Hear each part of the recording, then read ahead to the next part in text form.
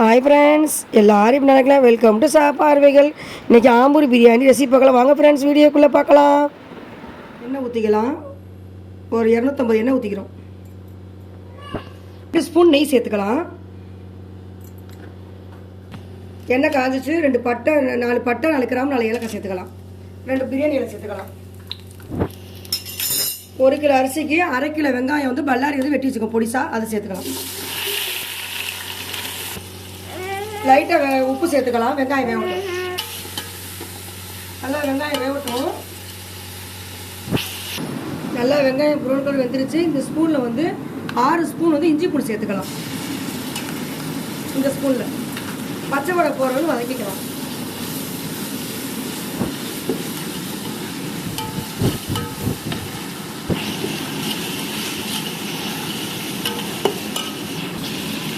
இதே ஸ்பூனில் 3 ஸ்பூன் வந்து மிளகாத்தூள் சேர்த்துக்கலாம். வீட்டு மிளகாத்தூள். தக்காளி 1/2 கிலோ சேர்த்துக்கலாம். தக்காளி நல்லா மசியட்டும்.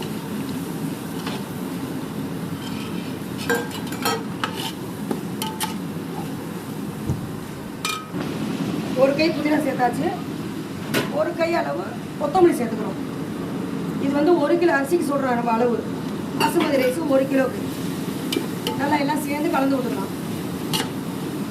பச்சை மிளகா 5 மிளகா 6 கீரி வச்சுருக்கேன். 1/2 கிலோக்கு 3, 1 கிலோக்கு 6 மிளகா கீரி வச்சுருக்கேன். அதை சேர்த்துக்கணும்.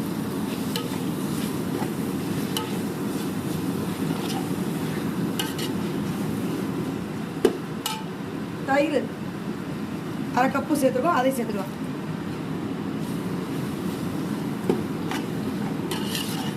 மசாலா வேகட்டும்.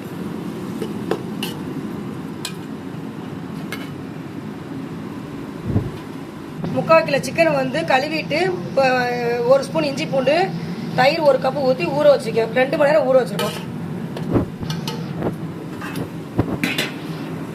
பெரிய சைஸ் லெமன் வந்து பெரிய சைஸ் லெமன் புரிஞ்சுக்கும். அதையும் சேர்த்துக்கலாம்.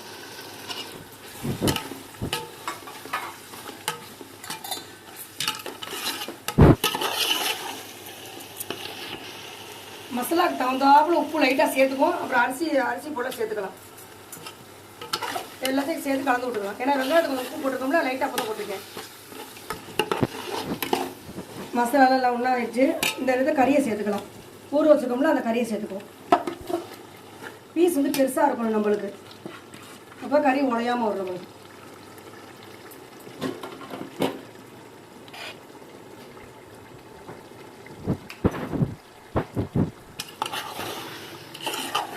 நல்லா கறியை போட்ட உடனே 4 பெரட்டு இங்கிட்டு 1 அங்கிட்டு 1 பெரட்டி வச்சிடணும். கறி உடையாமல் பார்த்துக்கணும்.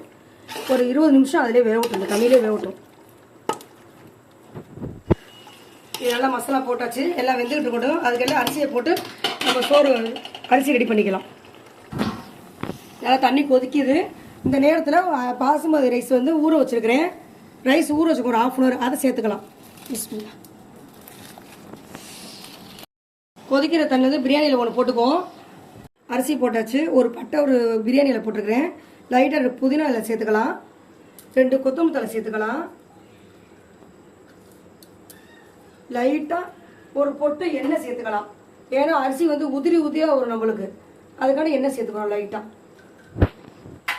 ஒரு கொதி, லைட்டாக ஒரு கிண்டி விட்டுருவோம். ஒரு கொதி வரட்டும். அது இந்த பக்கத்துக்கு இந்த பக்கத்து பெரட்டி விட்டுக்கலாம். ஏன்னா கறி உடையக்கூடாது நம்மளுக்கு. உடையாமல் மெதுவாக இங்கிட்டு ஒரு பெரட்டி பட்டிக்கலாம். இந்த தண்ணியிலே இந்த கறி வெந்துடும் 20 நிமிஷத்தில்.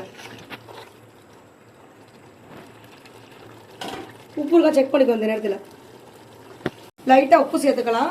சாதத்துக்கு நல்லா கிளறி விட்டுருங்க. ஓயாமல் கிண்டக்கூடாது. நம்ம சோறு உடஞ்சிடும் நம்மளுக்கு அரிசி.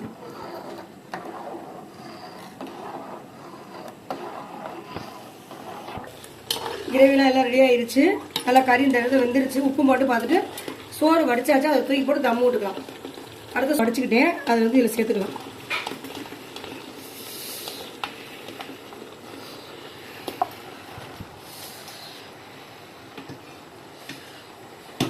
அரிசி போட்டாச்சு. 2 புதினாவும் 2 கொத்தமல்லி தலையை போட்டு லைட்டாக நெய்யை ஊற்றிட்டு தம் விட்டுருவேன். ஒரு 1/2 hour தம் விட்டுருவோம். 20 நிமிஷம் அடுப்பு சிம்மில் இருக்கணும். 10 நிமிஷம் தம்மில் இருக்கணும். கலருக்கு வேணாங்க கேசரி பவுடர் கலந்துக்கலாம். நான் லைட்டாக கலந்து வச்சுக்க, சுடுதண்ணியில் லைட்டாக கலந்துக்கலாம். லைட்டாக நெய் சேர்த்து தம் விட்டுலாம், வேலை முடிஞ்சு. மூக்கு அது மேலே வந்து சட்டியை தூக்கி வச்சுட்டோம். தம் ஆயிடுச்சு. தம்மு உடச்சிக்கலாம். இப்போ சோறு குழையாமல் இந்த பக்கத்தை போட்டு தம்மு மட்டும்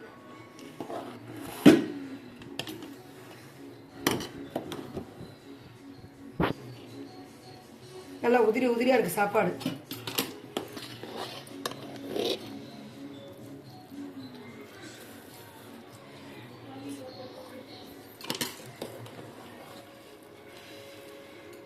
நல்லா அடிக்க எல்லாம் ஒன்றா எடுத்துக்கணும். நம்ம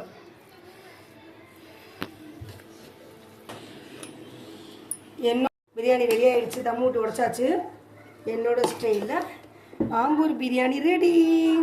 இந்த வீடியோ பிடிச்சா லைக் பண்ணுங்கள், ஷேர் பண்ணுங்கள், சப்ஸ்கிரைப் பண்ணுங்கள் ஃப்ரெண்ட்ஸ். Bye friends.